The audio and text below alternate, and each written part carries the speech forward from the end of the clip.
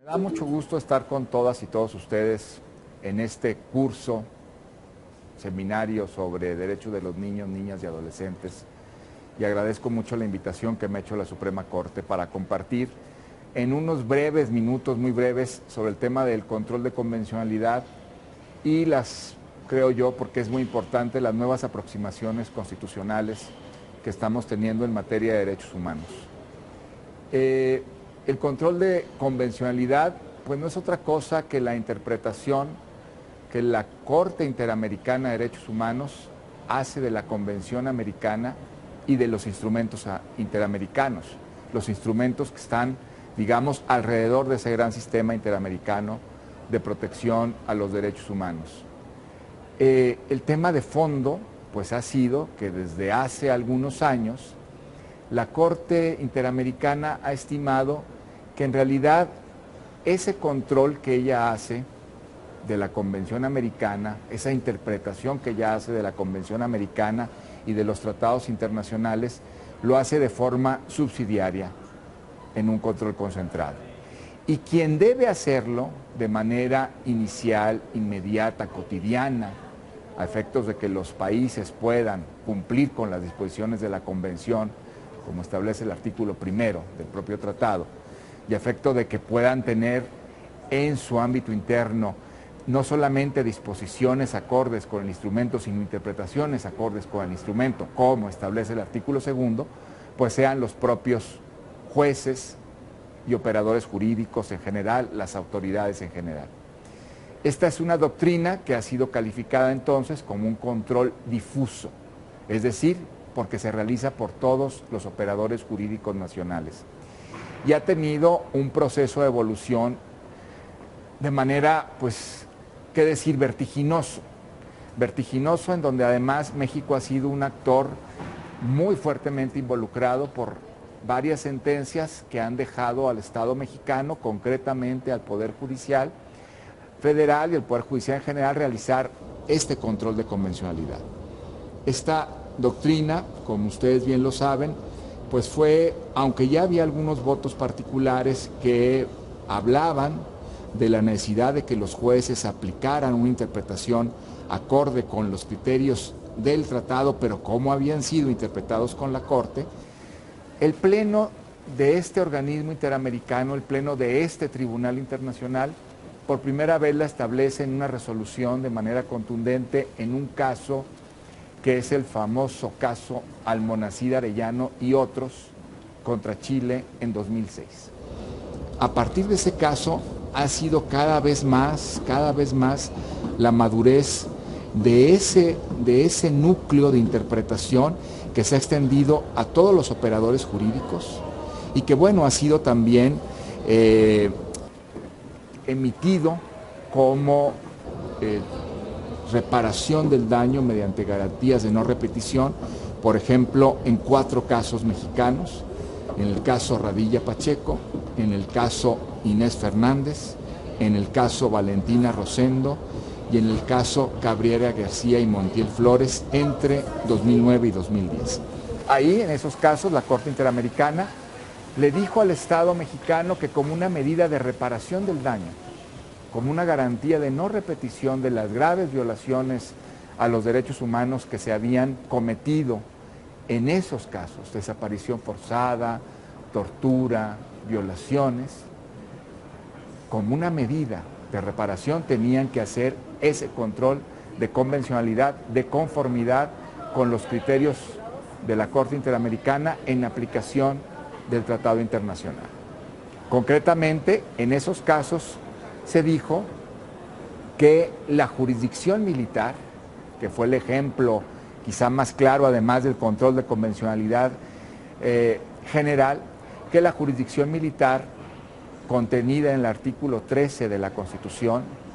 tenía que interpretarse de acuerdo con los criterios que la Corte había establecido en su jurisprudencia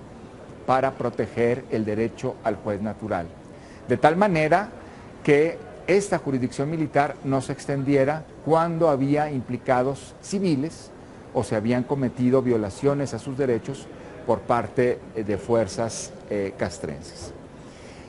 En ese sentido, esa doctrina del control de convencionalidad pues nos es muy familiar, no solamente porque pertenecemos al sistema interamericano, sino porque además ha sido dirigida de manera muy especial al Estado mexicano y como una manera de reconducción de la cultura judicial de los derechos humanos en nuestro país. En la medida que han pasado los últimos meses y años, esta doctrina del control de convencionalidad se ha ido clarificando, fortaleciendo, madurando. En un caso muy importante de justo hace unos meses, en marzo de 2013, el caso Hellman contra Uruguay, la resolución de cumplimiento de sentencia, la Corte Interamericana hizo una clarificación de qué papel jugaba la jurisprudencia interamericana en los casos en donde el Estado concernido tenía parte en el litigio y en aquellos donde no era parte en el litigio. En estos últimos estimó que estos estados están obligados a ejercer el control de convencionalidad por parte de todas las autoridades nacionales y además en todos los ámbitos del ejercicio jurídico, desde la generación, desde las leyes y su aprobación, desde la aplicación de la ley, desde su interpretación, desde la resolución de los casos,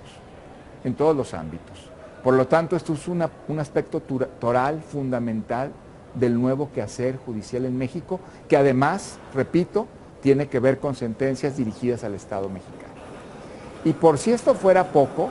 el control de convencionalidad difuso se ha coincidido en las últimas fechas con una muy importante y trascendental reforma constitucional en materia de derechos humanos.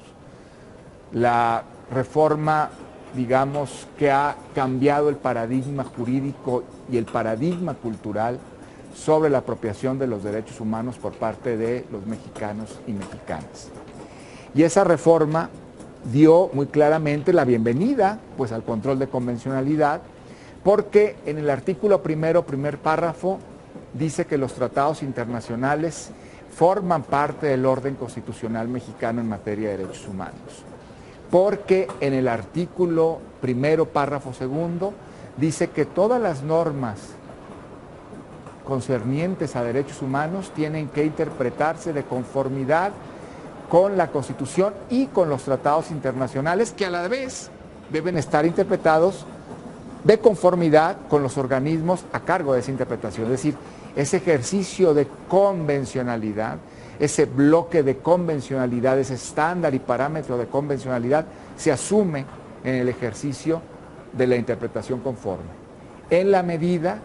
en que sea más protector, dice el párrafo segundo. De tal manera que estamos ante ejercicios coordinados y complementarios que favorecen ampliaciones más protectoras en materia de derechos humanos. Este es el corazón de la reforma constitucional y es el corazón de la aplicación de la doctrina del control de convencionalidad. Las remisiones interpretativas que favorece ese párrafo segundo del artículo primero para completar el bloque de derechos humanos. Es decir, esa interpretación conforme que asume a la Constitución y a los tratados internacionales en un sistema de mínimos que son más expansivos si son más protectores. No solo porque lo dice el artículo primero, segundo párrafo, sino porque lo dice también la propia Convención Americana en el artículo 29 como un criterio de interpretación. Es decir, no tomar en consideración la interpretación más restrictiva del tratado si en los ordenamientos nacionales hay mayor amplitud. De tal manera que lo que estamos viendo entre el control de convencionalidad y la interpretación conforme son remisiones interpretativas hacia pisos más altos de protección de los derechos. Ese es el nuevo panorama constitucional que además tiene un peso muy grande, no solamente en el primer párrafo, en el segundo, sino en el tercero, que establece las obligaciones del Estado, los principios, las obligaciones de las autoridades frente a los derechos humanos en su protección, en la reparación de sus violaciones, en su interpretación, en su difusión. De esta manera, las juezas y los jueces en México podrán hacer resoluciones cada vez más sólidas, más fuertes, más contundentes, tomando en consideración los criterios de la Corte Interamericana de Derechos Humanos en ejercicio del control de constitucionalidad-convencionalidad difuso, y podrán tomar en consideración los criterios, la jurisprudencia también, que tienen que hacerlo, de la Suprema Corte de Justicia de la Nación, que yo espero, y así será, tendrá una riqueza cada vez más grande y más amplia con esta apertura de precedentes judiciales que doten del contenido constitucional convencional a las normas de derechos humanos, que guíen las resoluciones judiciales y que sirvan también de criterios importantes para poder atender los problemas de tensiones entre derechos humanos o colisiones normativas. Estamos en un trabajo que es incipiente. Estamos en una nueva época, no solo de jurisprudencia de la Corte, sino realmente en una nueva época constitucional y cultural para el orden jurídico mexicano. Estamos en una época que muchos de quienes nos precedieron en el trabajo jurídico en favor de la protección de la persona hubiesen querido tener estas posibilidades interpretativas y estas herramientas como las que nos está ofreciendo hoy profusamente la Suprema Corte de Justicia de la Nación, en manuales, en bibliografía, en textos selectos, en cursos, en diplomados. De tal manera que pues me honra mucho haber compartido este espacio con ustedes, les agradezco mucho y pues quisiera invitarlas a seguir adelante, a no echar marcha atrás en esta nueva interpretación, a buscar ir cada vez más lejos y sí, a poner en aprietos a la Suprema Corte ante de veras la actividad judicial cada vez más sólida y protectora de los derechos humanos para que alcancemos pisos más altos en esta defensa. Les agradezco mucho su atención a todos y a todas.